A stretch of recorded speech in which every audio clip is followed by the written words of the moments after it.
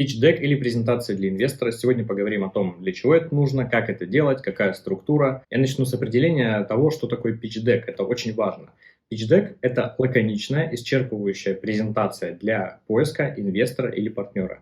И вот в двух словах здесь содержится самая главная суть этого документа. Лаконичность – это краткое и ясное изложение мыслей. То есть ваша презентация должна быть сжатая, она должна быть короткая, она должна в себе включать только самую суть. Это в принципе копирайтинга, да, когда мы небольшим количеством слов или каких-то диаграмм показываем суть, которую хотим донести. То есть здесь не надо расписывать все свои мысли в слайде, потому что, во-первых, никто не будет их читать, если инвестор только-только смотрит на ваш проект, а он должен понять суть. И какую вы хотите суть, какую мысль поселить у инвестора в голове, именно это вы должны прописывать на этом конкретном слайде в вашем питч-деке, в вашей презентации для инвестора. Второе слово в определении – исчерпывающий. То есть это полная информация о предмете, о проекте вашем. Это не говорит о том, что вам нужно бизнес-план ваш запихать в эту презентацию. Нет. Это говорит о том, что со всех сторон по структуре и по тем вопросам, которые у инвестора могут возникать к вам, вы должны дать ему ответы. Мы дальше в видео об этом еще и поговорим.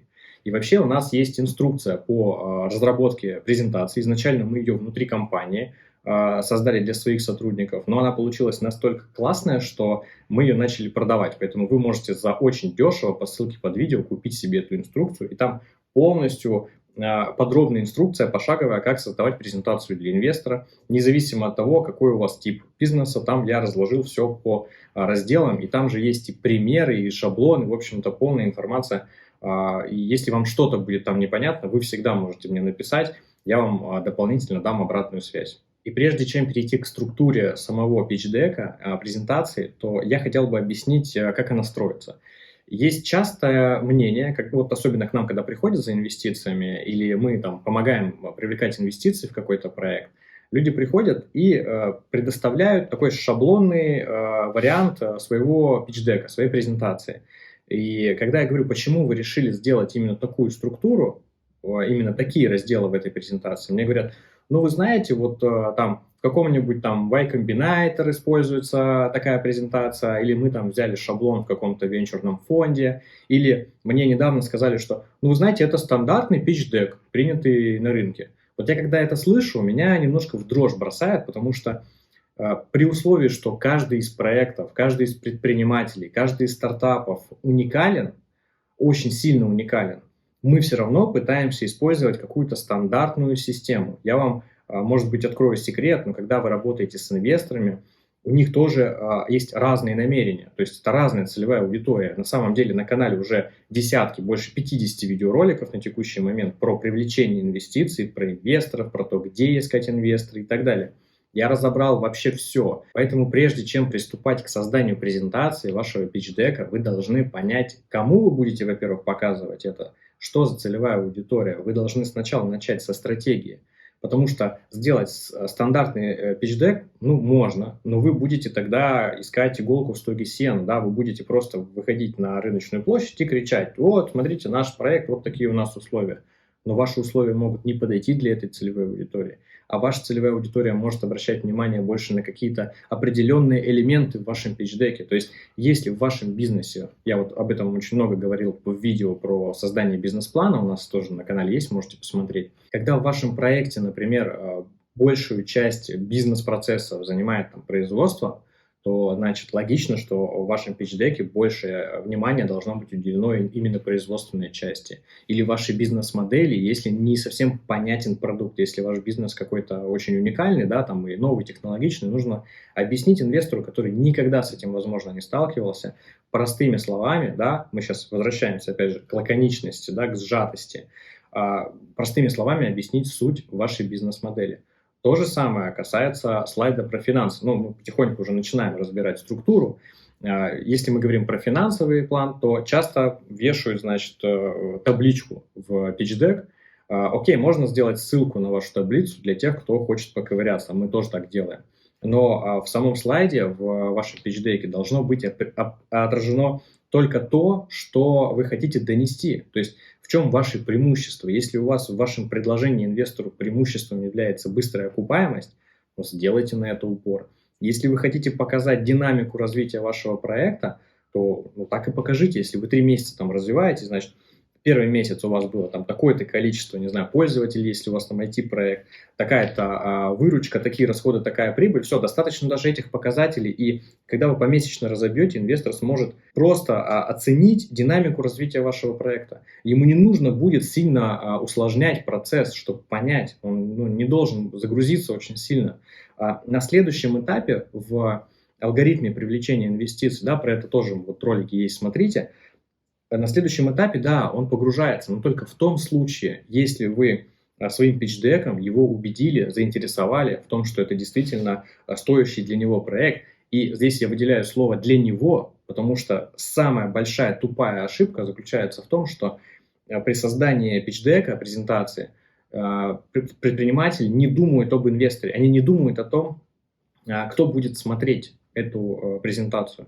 То есть вы же ее делаете для кого-то, значит, на первом плане должен быть человек, который будет ее смотреть. Большинство, вот к нам тысячи уже стартапов обращалось, и не только стартапов, но и те, кто привлекает инвестиции на этапе масштабирования. И из этих проектов 99% создают презентации вот от балды, по-другому не сказать. От балды, потому что в презентации, как и в принципе, мне кажется, в любом деле, каждый элемент должен иметь какое-то значение. То есть нельзя просто так вот конкретный какой-то дизайн запихать шаблонный, который вы запихали не с определенной целью, потому что даже наличие цветов, если у вас там нет брендбука своего, оно имеет значение. Расположение текстов имеет значение. То, как будет пользоваться инвестор, если это частный инвестор, скорее всего, все-таки в современном мире он будет смотреть ее с телефона. Большинство презентаций с телефона нечитабельны вообще. Невозможно. Их надо увеличивать постоянно. Это геморрой дополнительный, который вы создаете для инвестора. Будет ли, скажем, это влиять на оценку вашего проекта, вашей презентации? Да, безусловно. На какую-то часть все равно это будет влиять на конверсию. Вы очень сильно заблуждаетесь, если вы думаете, что ваш проект продает сам себя. Нет. Процесс привлечения инвестиций – это продажа. Продажа вашей идеи – это отдельный бизнес-процесс, и поэтому каждый элемент в вашем бизнес-процессе имеет большое значение и влияет на конверсию. Если мы говорим про pitch-deck, то это как креатив в маркетинге, да, то есть это такое первое, у некоторых второе касание, если они по нашей методологии следуют, то у вас еще перед питч-деком должна быть тизер и письмо, которое вы сначала отправляете, и только потом вы отправляете уже саму презентацию, либо презентуете самостоятельно проект. Но если вы делаете pitch-deck, то каждый слайд должен иметь какое-то значение. И возвращаясь к вопросу о шаблонных вариантах pitch-деков, все-таки исходите из того, во-первых, что вы хотите донести о своем проекте инвестору, кому вы будете это доносить, и не надо пытаться сделать какую-то стандартную историю. Ваш проект уникален. Если бы инвесторы хотели стандартные проекты видеть, возможно, вы не попадете в эту целевую аудиторию. Если вы хотите действительно произвести впечатление, заинтересовать, то вы должны выделиться из большого количества проектов, которые сейчас инвесторы рассматривают. Давайте к структуре. Первый слайд титульный, он либо содержит в себе основную информацию о вашем предложении, это можно делать как первым, так и вторым слайдом, в зависимости от вашего визуала. Если вы хотите на первом слайде обозначить, что это презентация для инвестора, именно так стоит и написать, то есть для кого вы ее показываете. Часто можно видеть презентации, которые предложения для инвестора вообще не содержат, поэтому вторым или третьим слайдом всегда должно быть предложение. По сути, основная информация о проекте, где понятно, как минимум, сколько вам нужно денег, на что, на каких условиях, и какая-то суть проекта, хотя бы, чтобы было уже понятно вообще, в чем состоит бизнес-модель или ниша. Здесь варианты того, что вы будете размещать в этом слайде, зависит именно от вашей конкретной ситуации. Хотите чуть подробнее разобраться, у нас есть консультации платные. Вот, кстати, сегодня презентацию покажу именно нашего клиента, который приходил на консультацию разбирать свою презентацию. Либо покупайте наш продукт, нашу инструкцию, и там все очень подробно тоже расписано. Почему нужно сразу показать инвестору, в чем суть вашего проекта и сколько вам нужно денег? Чтобы определить, что это ваша целевая аудитория. То есть инвестор должен оценить сразу, понять, ему это интересно дальше смотреть или нет. Просто если он будет изучать о вас информацию, вашу компанию, но при этом он постоянно будет держать в голове: о, круто, но а мне это окей, типа, а сколько им, интересно, нужно денег, да, то есть у него всегда будет это в голове сидеть. И вместо того, чтобы фокусироваться на слайдах, он будет думать об этом вопросе. А еще хуже, если он в конце обнаружит, что он вообще не потянет ваш проект, что у него недостаточно средств для этого проекта. Поэтому вы отсеиваете аудиторию и даете сразу понять, вы сами не тратите тоже время на лишние обсуждения. Если это не ваша целевая аудитория, пусть идет дальше своей дорогой, он вам не нужен, вам нужно найти своего инвестора. Поэтому покажите сразу, кто вам нужен, какой объем денег вам нужен, на каких условиях. Если у вас несколько вариантов условий, тоже укажите, это не проблема, чтобы заинтересовать инвестора. Если у вас низкий порог входа в проекте, укажите и всю сумму, которая вам нужна, и от какой суммы вам нужны инвестиции. Много нюансов. Я думаю, суть вы поняли. На следующих слайдах мы всегда указываем проблему, которую бизнес решает. То есть логично, что люди платят деньги только за решение каких-то проблем. В этом суть, собственно, любого бизнеса. И вы должны указать, какую проблему на рынке вы решаете. Да? Логично, что можно создать какой-то продукт, который будет никому не нужен, если у него высокие рыночные риски, и вы не понимаете, кому и за сколько вы его будете продавать, и почему его будут покупать. Да? Если у вас тем более стартап, то это большая проблема для инвестора. Поэтому сразу укажите, какую проблему вы решаете. Дальше вы показываете свое решение, то есть именно описываете ваш бизнес. Это может быть как отдельный один слайд просто про бизнес-модель, если это упрощенный вариант. Если у вас больше информации, то показываете подробно и ваше решение, если оно какое-то необычное, уникальное.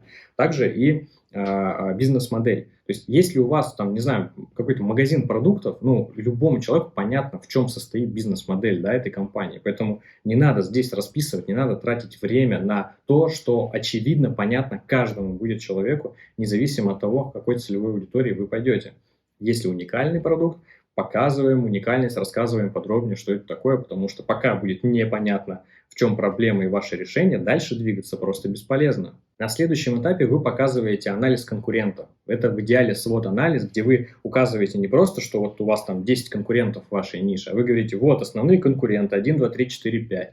Вот их сильные стороны, слабые стороны, и вот наше решение, в котором вы описываете, почему вы будете лучше этих конкурентов. Если у вас нет никакого конкурентного преимущества, если вы просто занимаете такой же какой-то рынок определенный, если вы просто в офлайне работаете, у вас кафе, которое работает на определенный район, где нет никаких конкурентов, то вы также это и пишете, это абсолютно нормально. То есть вы описываете свой бизнес для того, чтобы он был максимально понятен. И вот здесь вы должны понять, что наличие или отсутствие конкурентов – это не определяющее какое-то звено, это не плюс, не минус. В каждом проекте это абсолютно разные вещи. В стартапах часто любят предприниматели указывать, что мы единственные на рынке, что у нас нет конкурентов. Но этого просто не может быть. Большинство инвесторов покрутят пальцем у виска, потому что вы как-то эту проблему обозначили, и эту проблему люди сейчас как-то решают. Это могут быть не прямые конкуренты, это смежные конкуренты могут быть. Далее вы показываете дорожную карту вашего проекта.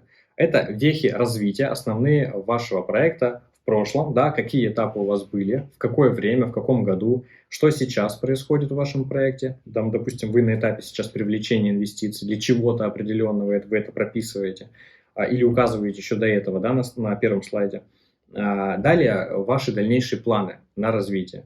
Многие резко пишут про то, что вы решили экспансию организовать по всему миру. Но здесь надо быть чуть-чуть более адекватным. Все-таки инвесторы иногда пугаются, когда видят, что у вас там какие-то невероятные планы. Это очень странно, если вы привлекаете сейчас пару миллионов. Это нелогично. Далее стратегия маркетинга. Этот слайд важен для тех, кто берет деньги, в том числе на маркетинг. То есть, если вы берете на маркетинг, вы знаете, в среде инвесторов существует такое мнение, что это деньги на воздух. И на самом деле оно может так и быть. То есть, вы можете не подозревать о том, какие у вас будут маркетинговые расходы в дальнейшем, если особенно у вас стартап.